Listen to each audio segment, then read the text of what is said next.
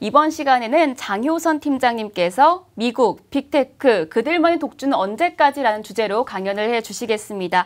장효선 팀장님은 현재 삼성증권 글로벌 주식팀장님이신데요. 2009년 매일경제 올해의 증권인상, 2013년 조선일보 올해의 증권인상을 수상하셨습니다. 팀장님 자리로 모셨습니다. 안녕하십니까? 안녕하세요. 네, 팀장이 항상 컨퍼런스 좀 마지막에 뵙다가 이렇게 또 강의 초반에 뵈니까 느낌이 색다른 것 같아요. 그러게요. 저도 항상 맨 마지막이었었는데 오늘 이렇게 중간에 하니까 좀 더 흥미진진하네요. 네, 일단 오늘 주제 서학개미들이 가장 궁금하고 또 집중할 시간인 것 같은데 오늘 미국 빅테크에 관련한 내용을 가지고 오셨어요. 어떤 내용 전달해 주실 건가요? 네. 사실은 제가 지금 이 채팅창 계속 보다가 들어왔는데 네. 무려 4,400명이 넘는 고객들이 실시간 채팅을 하면서 전부 다 스타벅스 얘기만 하시는 걸 보면서 야, 이거 오늘 강의 주제를 스타벅스로 바꿨어야 되는 거 아닌가 하는 생각을 하면서 좀 들어왔고요. 네. 오늘의 주제가 이제 미국이라는 나라 하나, 그리고 빅테크, 이렇게 딱 두 가지의 주제라고 보시면 좋을 것 같아요. 요즘 이제 많이들 궁금해 하시죠. 한국 시장이 너무 많이 폭락을 하고 시총 상위 종목들, 삼성전자 30%, 카카오 40% 등등 대부분 종목들이 다 30, 40% 이상 빠진 상태에서 미국만 아직도 잘 버티고 있다 보니까 야, 너무 무섭다. 지금이라도 미국을 다 팔아야 되는 거 아니냐라는 생각을 하시는 분들이 많다 보니까 오늘의 강의의 내용을 준비했습니다. 네. 자, 한번 시작해 볼까요? 최근 이 돌아가고 있는 여러 가지 환경들을 한번 보시면은 눈만 뜨면 이 쇼티지입니다. 그래서 제일 첫 번째도 한번 보시면 마이크론의 CEO가 적은 재고와 또 업계 전반적인 제약에 따라서 조립이라든지 테스트의 수요 충족이 어렵다. 심지어는 맨 밑에 한번 보시면 이 마이크로소프트 역시도 요즘 엄청나게 인기를 끌고 있는 그 게임 콘솔 게임이죠. 엑스박스가 내년에도 생산이 둔화가 될 것 같다라고 이야기하는 등 정말로 만만치가 않습니다. 이러다 보니까 어떻게 되나요?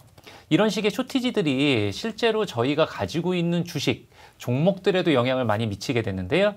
예를 들자면 저희 나이키, 요즘도 나이키가 한번 홈페이지 가서 보십시오. 나이키 제가 좋아하는 신발 한번 딱 고르려고 누르면 남자들 사이즈로 265, 70, 75 제일 많이 신는 사이즈가 아예 없어요. 네. 왜 그러냐면 그 얼마 전에 실적이 나왔는데 이 베트남 공장이 셧다운이 됐는데 이 베트남 공장에서 나이키 신발의 52%를 생산을 하거든요. 근데 베트남이 그렇게 코로나 때문에 공장이 문을 다 닫다 보니까 어쩔 수가 없는 것이죠. 그 밑에 보시면 베드 배드 앤 비욘드라고 하는 여러 가지 침대 관련 용품, 생활 관련 용품 역시도 원재료, 운임, 인력 부족 이런 모든 것 때문에 전반적인 공급 이슈가 정말로 심각하다라고 하면서 하룻밤 사이에 주가가 25%가량 급락하기도 했습니다. 이렇게까지 이 심각한 원인은 아까 전에도 정명기 팀장님이 이야기하신 것처럼 이 BDI, 뭐 여러 가지의 원유 등등이 다 오르는데 저는 애널리스트 생활을 20년 동안 하면서 그런 구리 가격부터 시작해서 이런 모든 것들을 항상 매일 팔로우업을 하긴 하는데 요즘은 심지어 이 오른쪽에 보시면 면 가격까지도 체크를 합니다. 네. 예, 좀 면 가격을 제가 인생 살면서 체크할 줄 몰랐는데요. 면은 이 옷에 들어가는 소재이지 않습니까? 네. 이것까지도 가격이 올라간다고 하는 것은 이 의류업체라든지 이런 쪽에서의 마진에도 부정적인 영향을 미칠 텐데 이게 전반적으로 상당히 부담이 되는 그런 모습이 되는 것 같아요. 이러다 보니까 이 초보 투자자들, 특히 작년에 처음으로 주식을 시작을 하신 이 동학개미분들은 디플레이션과 인플레이션을 당연히 구별을 하셔야 되는데 인플레이션도 두 가지의 종류가 있다는 것을 꼭 아셔야 됩니다. 맨 위에 왼쪽에 보시면 이 디플레이션. 사실 전 세계의 모든 국가가 2010년대 이후에 어떻게 보면 리만 브라더스 끝난 이후에 경기도 떨어지고 물가도 떨어지는 디플레이션 시대의 공포에서 사로잡혀서 있었던 것이죠. 일본이 겪었던 것과 같은 디플레이션은 절대 가면 안 되겠다. 이러다 보니까 인플레이션이 오는 것을 조금 반갑게 생각했던 쪽도 있었는데요. 네. 인플레이션, 그 오른쪽 그림 보면 두 가지가 있죠. 가장 첫 번째 인플레이션은 바로 수요가 견인을 하는 요즘 경기가 너무 좋아서 내가 돈이 많으니까 막 사는 거죠.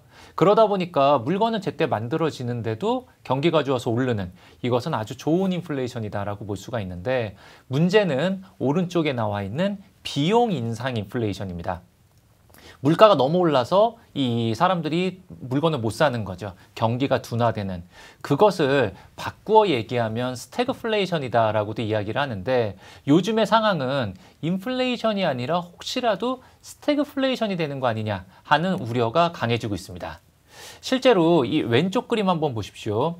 분명히 오늘도 이런 질문이 나오실 것 같은데 네. 테이퍼링이나 금리 인상이 되니까 지금 주식을 다 팔아야 되는 거 아니냐라고 생각을 하시는 분들은 과거의 역사를 한번 돌이켜 보실 필요가 있습니다.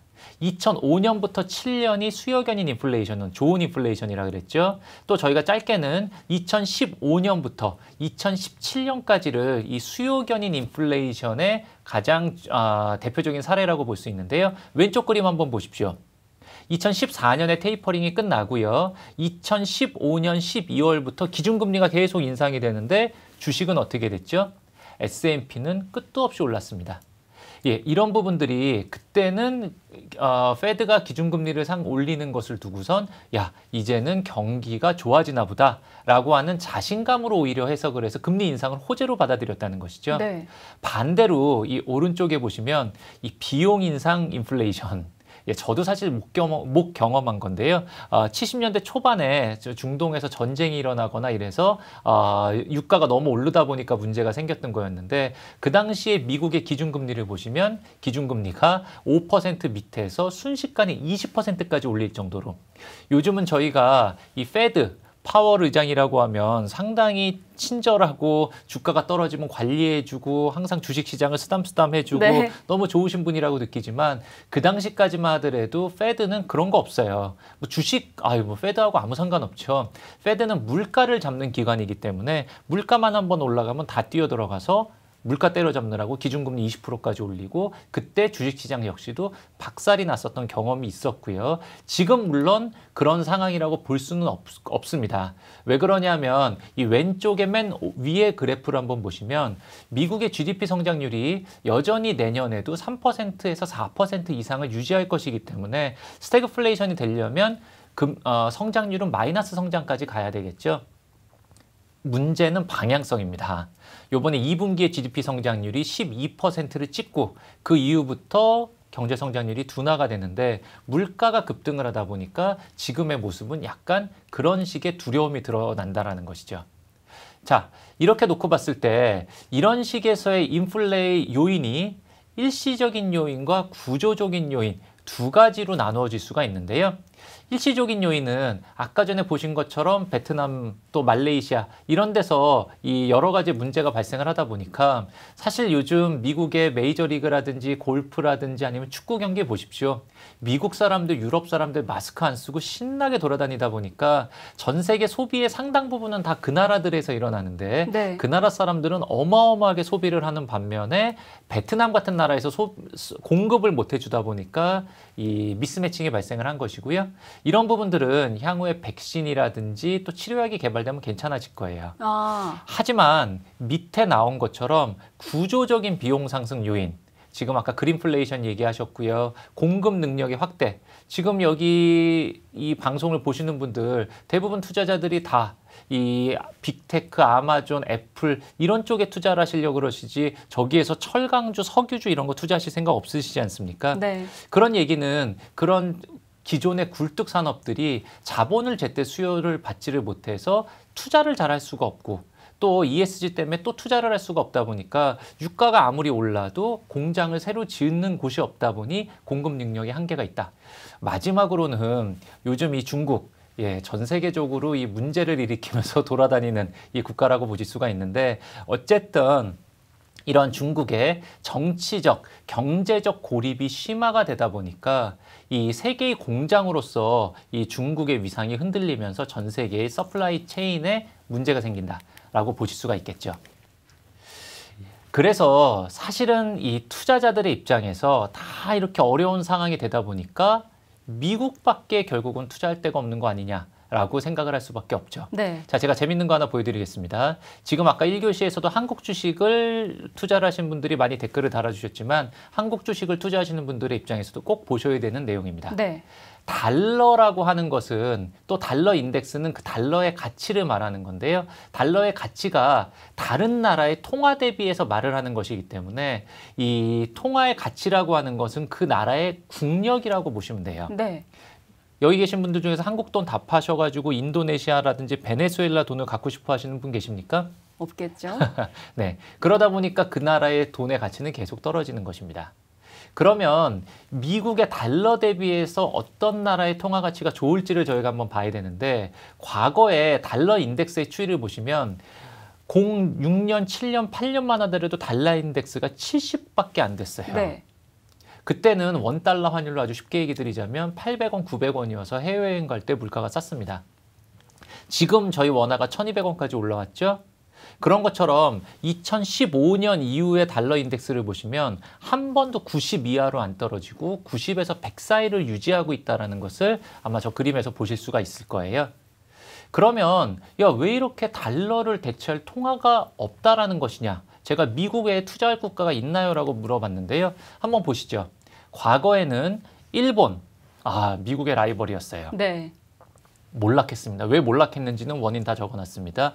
유럽, 사회주의의 과도한 복지에 또 성장 산업이 없잖아요. 저희가 알고 있는 메이드 인 프랑스 이러면 여러 가지 사치품들 와인이라든지 핸드백이라든지 이런 거밖에 없지 저희 플랫폼이라든지 휴대폰이라든지 최첨단 산업 하나도 없지 않습니까? 네. 이러다 보니까 저성장으로 귀착이 돼버렸고 그게 바로 미국과 선진국에서의 국력의 차이를 이끌어낸 것이죠. 이러다 보면 주식 투자하시는 분들의 입장에서 야, 일본도 대안이 아니고 유럽도 대안이 아니다 라고 하면 새로운 좀 라이징 스타 없냐 라고 생각을 하셨을 거고 그게 바로 2000년대 초반에 골드만삭스가 이름을 지었던 브릭스입니다. 브라질, 러시아, 인도, 차이나 4개의 국가를 말을 하는 것인데요. 2008년 리만 브라더스 끝난 이후에 그 나라의 주가 수익률을 한번 보시면 처절합니다. 네. 브라질에 투자하신 분들 지금 처절하시죠? 러시아, 마이너스 50%, 중국은 마이너스 14%처럼 보이지만 MSCI 기준이고 상해 종합주가지수로 따지면 15년 동안 반토막 났습니다. 오른쪽에 보시는 것처럼 러시아는 완전 푸틴 독재 체제의 장기화가 되면서 모든 기업이 국유화가 돼 있고요. 중국, 그나마 G2 국가로서 미국을 견제할 수 있는 하나의 세력이지 않을까라고 기대를 했었는데 황당하게도 시진핑이 덩샤오퐁이 아니라 나는 마오쩌둥의 시대로 돌아가겠다. 네. 자기의 권력을 위해서 이러면서 마위는 어디 갔는지 모르고요. 예, 저희 요즘 한창 잘 나가는 틱톡 그 오너가 38살인데 그만뒀습니다. 예, 그래서 이제는 다 같이 잘 살죠. 공동부유. 세상에 어떻게 다 같이 잘 살아요? 방법은 두 가지예요. 다 같이 못 살거나 아니면 몇 명만 잘 살거나. 그게 바로 이 중국이라고 하는 나라가 향후에 러시아처럼 몰락을 할 수밖에 없는 상황이 되지 않을까라고 생각을 하다 보니까 점점 더 투자할 대상이 없어지는 것이죠. 그게 미국의 독주 체제, 바로 달러 인덱스의 강세를 말하는 것입니다. 그러다 보니까 이런 부분에서의 종목의 압축 전략은 너무나도 필수적이다. 라고 생각이 되고요. 시장이 더 빠질지 오를지는 잘 모르겠습니다. 일단 저희는 정명기 팀장도 그렇고 저도 마찬가지지만 당분간 시장은 이러한 스태그플레이션에 대한 우려에 따라서 주가의 변동성이 상당히 커지고 주식시장이 전반적으로 작년처럼 물반 고기반 낚싯재만 넣으면 대어가 낚여 들어오는 그런 시장은 끝났다라고 생각을 하고 있기 때문에 네, 그럼 그만큼 종목 선정 기준이 또 중요할 것 같아요. 맞습니다. 왜 그러냐면 이런 부분에서 요즘 같은 때에 그냥 아무 종목이나 사놓고선 나는 10년 동안 존버하겠다라고 생각하시는 분들도 의외로 많은데요. 네. 진짜로 10년 동안 고점이 다시 안 올 수도 있습니다. 이제 그런 케이스들이 되게 많아요. 한국으로 네. 따지면은 은행주라든지 철강주라든지 화학주라든지 기타 등등 많죠. 저희가 항상 카카오나 삼성전자 이런 좋은 종목들만 봐서 그렇지 그때 10년 전, 15년 전에 현대, 기아차, 포스코 뭐 등등도 다 최고의 종목들이었었는데요. 국민은행도 마찬가지고 정고점에 아직도 못 온다라는 것이죠. 그래서 막연한 존버가 답이 아니고요. 시장은 어떻게 될지 모르지만 시장이 나중에 반등을 할 때도 어떤 식의 종목들을 가지고선 반등 때 탄력성이 높은 종목을 고르느냐가 정말로 중요한 포인트가 될 것입니다. 네. 그래서 그런 종목을 한번 놓고 보시면은요. 일단은 수요 탄력성이 낮아야 되고요. 시장 지배력이 독점적이어야 되고요. 특히 요즘 들어서 진짜로 중요한 포인트는 바로 얼마만큼의 가격 정가력. 제가 지금 물건을 만들 때 인플레이션이 너무 발생을 하다 보니까 저의 원재료비가 많이 들지 않습니까? 네. 이렇게 많이 드는 원재료비를 소비자한테 정가를 시킬 수 있는 가격 정가력이 있어야 되는데 그거는 아무나 있는 게 아니고요. 진짜 브랜드 파워가 있어야 됩니다. 가장 대표적인 브랜드, 아마 저희 아나운서님이 좋아하실 것 같은데요. 네. 뭐 좋아하시죠? 이렇게 드는 거? 드는 거요? 네. 어떤 거 말씀하시는 걸까요? 만약에 내일 샤넬 가격이 50% 오른다. 그럼 오늘 지금 백화점으로 달려가시죠? 네, 가야겠죠, 그러면. 네. 샤넬이 백이 1,000만 원인데 1,500으로 내년에 올라간다라고 하면 내일부터 올라간다. 아유, 이건 못 참죠. 네. 뛰어갑니다. 그까짓 거 없어도 되지만 뛰어간다. 그게 바로 가격 결정권의 정확한 사례를 보여주는 것이거든요. 하지만 웬만한 기업들은 가격 조금 올리면 사람들이 안 살까 봐 하지를 못하다 보니까 그러한 가격 결정권 요즘 정말로 중요하고요. 또 요즘 시장이 어렵다 보니까 자금의 조달 사정도 어려워질 수 있는 가능성이 앞으로 더 있을 것이고 유동성이 만약에 축소가 된다라고 하면 강력한 재무제표, 풍부한 현금 보유량, 마지막으로는 금리가 올라가도 버틸 수 있는 합리적 밸류에이션이 있어야 돼요. 이런 조건을 저희가 한번 쭉 따져보니까 요즘 뭐 로테이션을 해서 경기 민감주로 가고 에너지주로 가고 테크주는 다 팔고 이런 식의 얘기를 하지만 네. 제가 이러한 여러 가지 5가지의 조건을 아무리 꼼꼼하게 따져봐도 이런 조건에 부합하는 기업은 빅테크밖에 될 수가 없다라고 생각을 합니다. 네. 다만 이 빅테크 약간 움직이는 거라고 저는 생각을 하고요. 요즘 저희 아나운서님께서 생각해서 보시는 이 전반적인 서울의 기준은 어느 정도까지를 대충 느낌상 서울이라고 보십니까? 지역이요? 네. 글쎄요. 판교에서 약속 있다. 그럼 여기 시골 어떻게 가냐 그러세요. 아니요, 저는 그러지 않죠. 제 생각에는 판교라든지 이런 쪽은 이미 완벽한 서울이다라고 사람들이 인식을 많이 하고 있는 것 같고요. 네. 예전에는 압구정동, 반포 이런 데만 서울이다라고 했으면 요즘은 제가 왼쪽의 그림을 한번 보여주시죠. 왼쪽의 그림처럼 GTX라든지 여러 가지의 교통망이 다 커지다 보니까 과천, 평촌, 삼본, 분당, 광교 이런 데도 당연히 거기까지 가는데 얼마 걸리지 않거든요. 저희 회사에서도 그냥 서울이라고 생각을 하는 거예요. 그런 것처럼 빅테크의 범위 역시도 계속적으로 확장이 되고 있는데 네. 왼쪽에 맨 위에 보시면 저희가 소위 말하는 아주 핵심 종목들이라고 하면 마파, 애플, 마이크로소프트 등등에서 딱 5가지의 종목을 들 수가 있는데 요즘의 빅테크의 종목은 이미 테슬라, 빅테크죠. 시총 1,000조. 엔비디아, 빅테크죠. TSMC, 대충 이런 식의 종목들도 저희가 빅테크라고 인식을 하고 있다. 네, 거기 맨 아래에도 새로운 도전자들이 맞습니다. 있어요. 아직은 빅자가 들어가기 조금 어색하죠. 아직은 좀 작습니다. 하지만 넷플릭스, ASML, 이런 식의 종목들은 시가총액이 300조가 막 넘어가니까요. 삼성전자가 이제 한 400조 약간 넘어가니까 삼성전자의 한 80% 정도 되는 사이즈. 한국에선 삼성전자라고 하면 어마어마하지만 글로벌리는 조그마한 종목이죠. 그래서 이제 넷플릭스나 ASML 정도가 아직은 빅테크로 들어가기가 좀 애매하지만 그래도 빅테크의 느낌을 갖고 있는 새로운 도전자들이다라고 볼 수가 있습니다. 네. 왜 그러냐? 한번 조금씩 말씀을 드리면 경기 안 좋아져서 예를 들어 제 소득이 다 끊겼습니다. 저 이제 아무것도 할 게 없고 돈이 한 푼도 없어요. 그것도 저는 유튜브는 봐야죠. 네. 페이스북은 해야죠. 메신저는 보내야죠. 필수 소비재가 됐다라는 것이죠. 두 번째를 한번 놓고 보시면 이 회사를 벗어나서는 아무것도 할 수 없죠. 지금도 이 방송 보시는 분들 유튜브로 보고 계시지 않습니까? 페이스북 하시고요. 또 애플이 판매 대수는 적지만 가격이 비싸다 보니까 맨 왼쪽에 보시면 매출액 기준으로는 전 세계 모든 스마트폰에서의 시장 점유율이 42%나 된다는 것이죠. 이런 식의 독점적인 지배력을 갖고 있는 회사가 향후에도 사람들이 다 이거를 사용하고 있는데 경기가 좋아지면 이쪽에 주가의 탄력성이 올라갈 수밖에 없다. 또 한 가지는 가격 정가력. 아까 전에 제가 에르메스라든지 샤넬백의 사례를 잠깐 말씀드렸는데 왼쪽 한번 보시죠. 아이폰이 처음 나왔을 때 2007년, 2010년 이럴 때만 하더라도 갤럭시를 사나 아이폰을 사나 가격에서의 큰 차이가 있다라고 느끼지 않았습니다. 네. 하지만 요즘은 아이폰은 약간 샤넬백 같은 느낌이 있다라고 해요. 확실히 고가의 느낌. 예.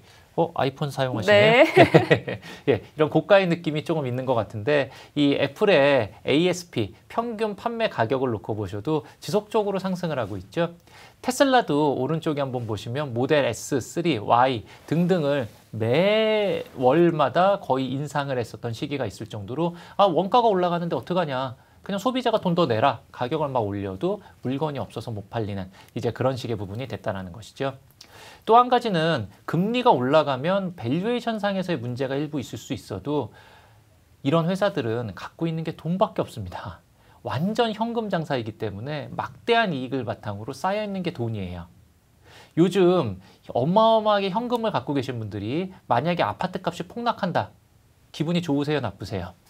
당연히 기분이 좋죠. 네. 나는 가진 게 돈밖에 없는데 아파트 값이 떨어지면 더 사면 되지 않습니까? 그래서 이런 빅테크들은 막대한 현금을 바탕으로 오히려 경기가 망가지고 주가가 빠지면 더 좋아할 수 있고요. 여러 가지 M&A라든지 이런 부분에서의 타겟 대상들의 가격이 더 낮아질 수가 있다. 또 한 가지는 그러한 돈들을 M&A를 안 한다라고 하면 오른쪽에 보이는 것처럼 자사주를 매입을 하고요. 특히 밸류에이션이 상당히 중요한데요. 요즘 금리가 아무리 올라간다라고 하더라도 왼쪽 그림을 한번 보시면 나스닥의 지금 평균 밸류에이션이 PER 기준으로 대략 한 27배 정도 된다라고 보시면 되는데 네. 페이스북이 19배, 알파벳이 20배, 애플은 대략 한 26, 7배 정도. 나스닥의 평균 대비해서도 오히려 낮게 거래가 되고 있다는 것을 감안을 하면 제 생각에는 이런 식의 종목들의 주가의 다운사이드의 리스크는 별로 크지 않다라고 생각을 합니다. 자, 여기서 요즘 좀 재밌는 기업, 이런 빅테크들이 이미 얘기를 많이 들으셨었을 거기 때문에 제가 두 가지 정도의 종목만 이야기를 할게요. 네.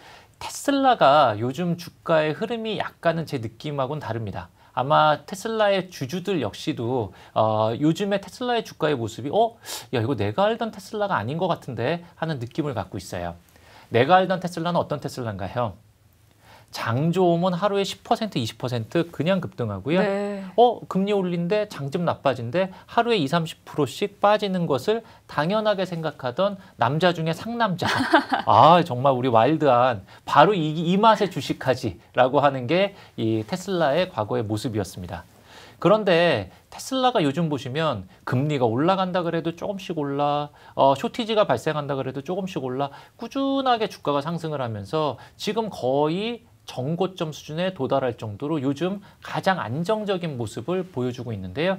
저는 이것의 원인을 이렇게 좀 생각을 합니다. 과거에 진짜 와일드한 모습이었을 때는 맨 위에 있는 것처럼 전통적인 제조업체였다는 거예요.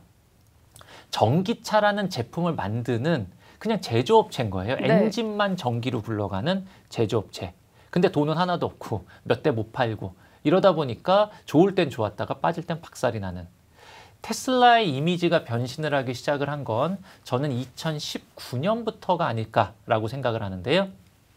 그 당시에 오토노머스 데이라고 해서 로보택시, 그 당시에 앨런 머스크는 내년만 되면 로보택시 쫙 깔아주겠다라고 했는데 또 알고 보니까 표현을 순화해야 되니까 네. 거짓이었죠. 아직도 택도 없습니다. 하지만 그때 자율주행 플랫폼의 대명사가 바로 테슬라가 아닌가 하는 생각을 시장에다가 인식을 시켜줬다. 작년에는 이 배터리데이라는 거를 하면서 이제는 테슬라가 신재생 에너지의 대표 기업이구나. 4680 배터리 사이즈를 4680 사이즈로 이렇게 쫙 키운 건데 아직은 만들어내지 못하고 있지만 테슬라의 이런 신기술의 역량, 배터리에 대한 이해력은 대단하구나. 신재생 기업이다.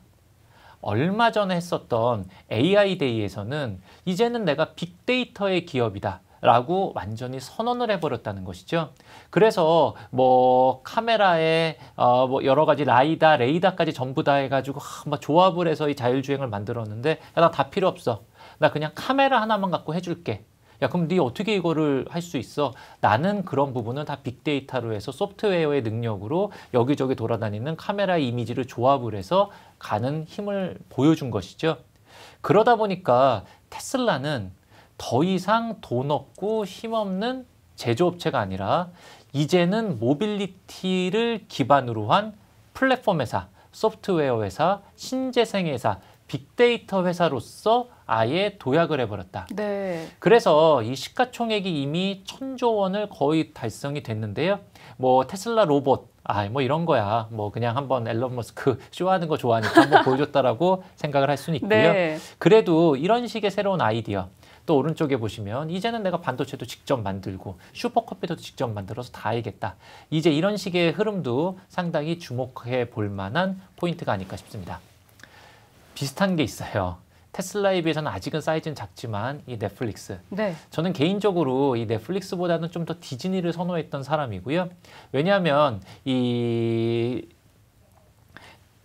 언택트 시대의 최대 수혜자, 사람들이 밖으로 못 나가니까 전부 다 집에서 넷플릭스만 봤기 때문에 언택트 시대의 최대 수혜자가 넷플릭스였다고 하면 위드 코로나 시대에 다 밖으로 나갔을 때의 최대 피해자는 넷플릭스가 될 수밖에 없다라는 게 첫 번째였고요. 네. 두 번째는 시간이 지나면서 제가 넷플릭스의 원래 팬이었어서 엄청나게 많이 보다 보니까 이 컨텐츠가 대충 다 비슷비슷해요. 그래서 이제 더 이상 볼 것도 없고 이래서 야, 이제 넷플릭스 나도 끊을까? 라고 생각을 했었었는데 또 요즘 경쟁도 디즈니라든지 HBO라든지 다 너무 치열해지다 보니까 넷플릭스 쉽지 않겠다라고 했는데 야, 하나 터졌죠. 오징어 게임이 터졌고 네. 저는 오징어 게임 때문에 넷플릭스가 잘 된다라고 말씀을 드리는 게 아니고요. 왜냐하면 오징어 게임 이미 다 전 세계 1등을 석권을 했기 때문에 이제는 오징어 게임은 내려갈 일만 남은 거예요. 하지만 오징어 게임이 일회성이 아니다라는 생각이 드는 게 이 바로 이런 작가들과의 인터뷰를 통해서 좀 볼 수 있습니다. 네. 김은희 작가는 넷플릭스와의 작업이 야, 넷플릭스는 어떻게 이렇게까지 간섭을 안 해도 되나 싶을 정도로 아무것도 저한테 야, 대본을 이렇게 좀 바꿔보면 좋을 것 같은데 야, 너 이렇게 하면은 여기서 다 뭐 X자 표시되고 다 이 통과 못 될 것 같은데 이런 게 아니라 돈만 갖다 주고 아무것도 건드리지 않더라. 이게 바로 넷플릭스의 모습이었다는 것이죠. 작가로서는 굉장히 좋은 환경이겠어요. 맞습니다. 황동혁 감독도 한번 보시죠. 저는 이름 처음 들어본 감독님인데요. 10년 묵은 작품. 아무도 안 된다. 너무 잔인하다. 야, 그런 스토리 갖고 되겠냐. 넷플릭스만 기회를 줬고 역시도 표현의 자유라든지 여러 가지 부분에서 나한테 전혀 신경도 안 썼다. 최고로 대우를 해준다. 라고 하는 넷플릭스의 기업 문화의 모습을 보여준다라고 생각을 하고요. 한국은 어떻게 보면 전 세계에 있어서도 이 변방의 국가라고 볼 수 있는데 변방의 국가의 무명 작가에게마저도 저런 시나리오의 힘만 믿고 200억이나 되는 돈을 아무 조건 없이 그냥 태워준다라고 하는 점은 바로 넷플릭스의 기업 문화다. 저희가 하이브 처음에 상장될 때 어땠습니까? 야, 방탄소년단 그거 기업 하나만 갖고 아이돌 하나만 갖고선 인기 떨어지면 어떡하냐. 또 그때 들어올 때도 이미 BTS가 전 세계 빌보드 차트 1등을 하고 있었기 때문에 야, 이때 상장하면 앞으로 떨어질 일밖에 없는데 하이브 앞으로 주가 되겠냐라고 했었는데 네. 지나고 나서 보니까 빌보드 1위가 계속 나오는 그거는 어떻게 보면 BTS의 힘이었다라고 생각이 되거든요. 저는 요즘 보여주고 있는 이런 모습이 바로 넷플릭스의 힘, 기업 문화의 힘을 보여준다라고 해서 단순하게 재무제표가 또 밸류에이션이 또 앞으로 위드 코로나 되니까 다 밖으로 나가서 아무도 넷플릭스 안 볼 것이다 등등의 여러 가지의 문제에도 불구하고 저는 새로운 문화의 창조자로서 넷플릭스가 새로운 빅테크의 멤버의 하나의 도전자로서 눈여겨볼 필요가 있다라고 생각을 합니다. 네. 지금 팀장님이 이렇게 미국 또 빅테크에 대해서 다양하게 분석을 해주셨는데요. 팀장님 지금 유튜브 채팅창에 제일 많이 올라와 있는 댓글이 설명이 귀에 쏙쏙 들어와요. 설명이 너무 좋아요. 이런 지금 팬들이 많으세요. 네. 그만큼 또 질문도 많이 올라오고 있는데 제가 또 몇 가지 꼽아서 좀 질의응답을 해보도록 하겠습니다.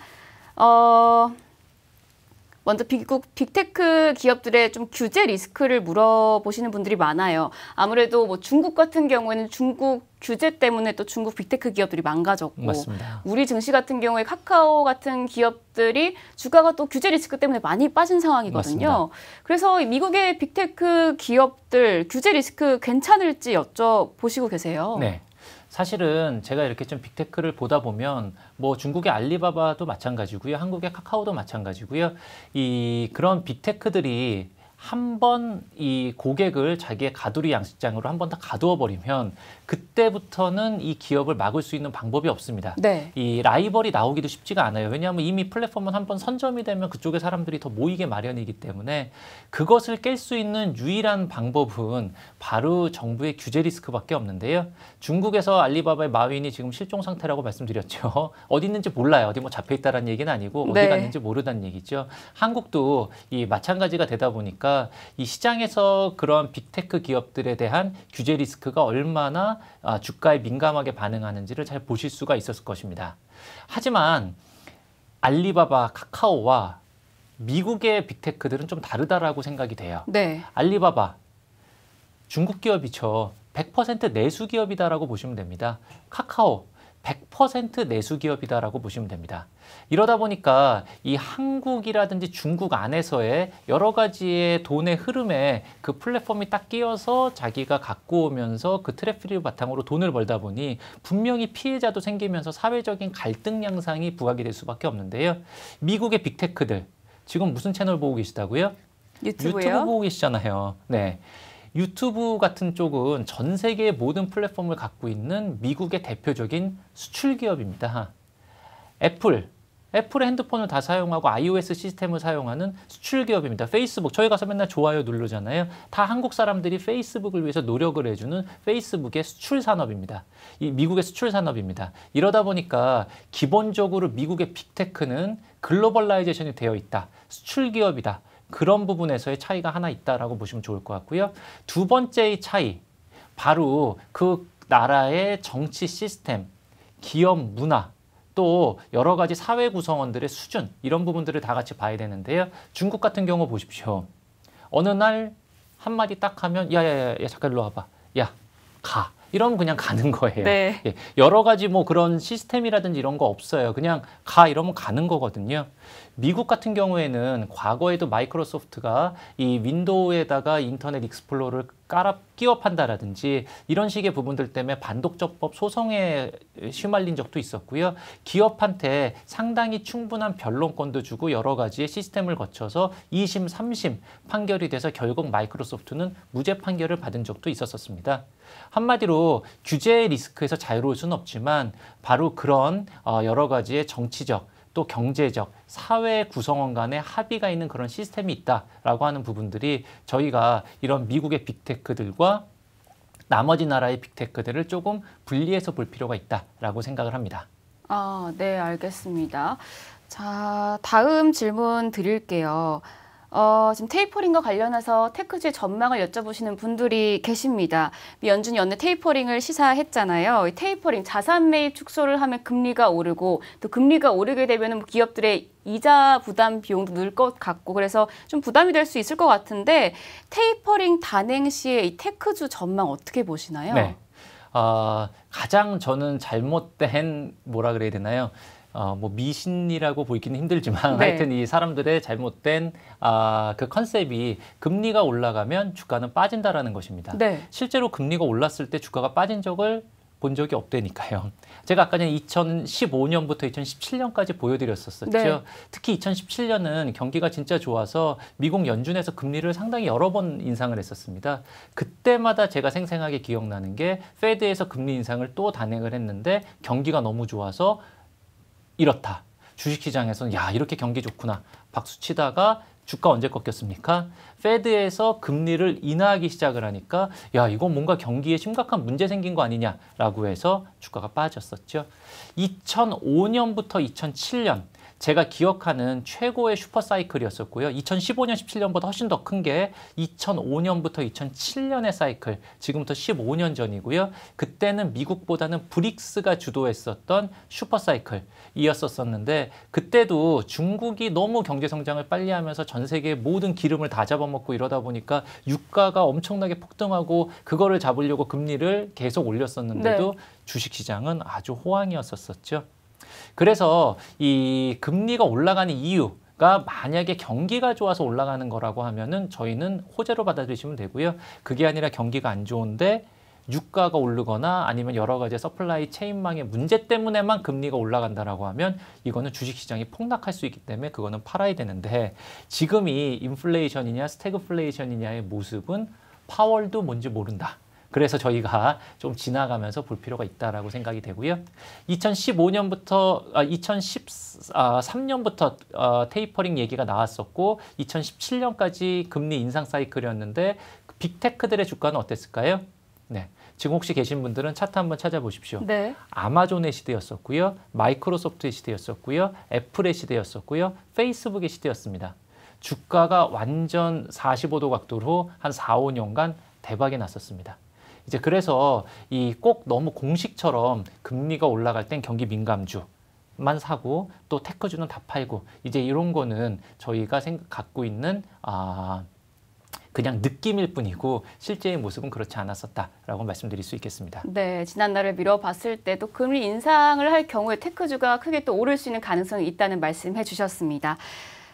너무 많은 질문이 올라오고 있지만 마지막으로 시간 관계상 한 가지만 더 여쭤볼게요. 지금 저희가 계속해서 빅테크 기업들에 대한 이야기를 들어봤는데 혁신 기업에 대한 투자에 대한 질문도 있어서 이 부분 여쭤보겠습니다. 지금 빅테크가 크게 성장을 해서 시총이 워낙 크다 보니까 주가 움직임은 좀 둔화된 양상이에요. 그렇죠. 네, 그래서 차라리 혁신 기업에 투자하는 게 낫지 않을까 이런 질문을 주셨는데 지금 질문 주신 분은 예를 들어서 아크인베스트 같은 기업을 꼽으셨어요. 맞습니다. 사실은 이게 작년 여름 이후부터 올해 1월 달까지만 하더라도 사실 이런 질문 제가 너무 많이 들어서 또 저도 되게 많이 고민을 했었었고요. 그때는 뭐 애플부터 이런 종목들 다 괜찮았었지만 눈만 뜨면 아크가 하루에 5%, 6%씩 매일 오르니까 야, 이게 너무 지루하다. 한 달에 10%밖에 못 오르는 게 주식이냐. 아크는 한 달에 3, 40%씩 계속 오르는데 이런 식의 느낌을 많이 가졌었고요. 향후에도 애플이 얼마 전에는 시총이 거의 3,000조 원까지 갔었기 때문에 만약에 애플이 3배가 오른다라고 하면은 얼마인가요? 그 단위수가 어떻게 되죠? 1경이 되나요? 네. 1경짜리 주식이 온다라고 생각하기는 좀 쉽지 않다 보니까 당연히 주가의 탄력성은 조금 낮고 그런 조그마한 혁신 기업들이 좋을 가능성이 있겠죠. 다만 요즘이 어떤 세상이라고요? 인플레이션인지 스태그플레이션인지 모르지만 어쨌든 금리가 올라가고 물가가 올라가는 세상입니다. 이런 데서는 그러한 조그만한 혁신 기업들 일반적으로 매출 성장률은 어마어마하게 높지만 재무제표가 안 좋고 적자가 누적된 그런 경우일 경우가 많고요. 불확실성이 그만큼 있다는 뜻이겠네요. 맞습니다. 그래서 지금 만약에 금리가 많이 올라갈 때 뭐 애플 가진 거 돈밖에 없는데 얼마 빠지겠습니까? 많이 빠져봐야 10% 정도다라고 투자자들이 믿고 밤에 주무실 수 있지만 그런 조그마한 종목들은 순식간에 4, 50% 빠진다라고 하더라도 이게 어디가 바닥인지 워낙 밸류에이션이 비쌌다 보니까 알 수가 없거든요.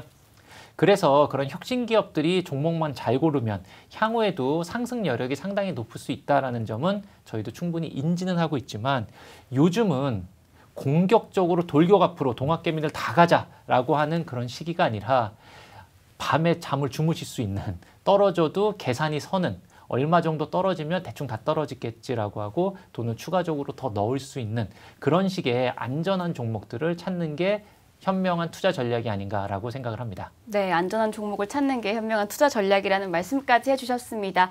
오늘 장효선 팀장님과 함께 미국 빅테크 그들만의 독주는 언제까지란 주제로 강연 들으셨습니다. 오늘 좋은 말씀 해주신 팀장님 다시 한번 감사드립니다. 네, 감사합니다.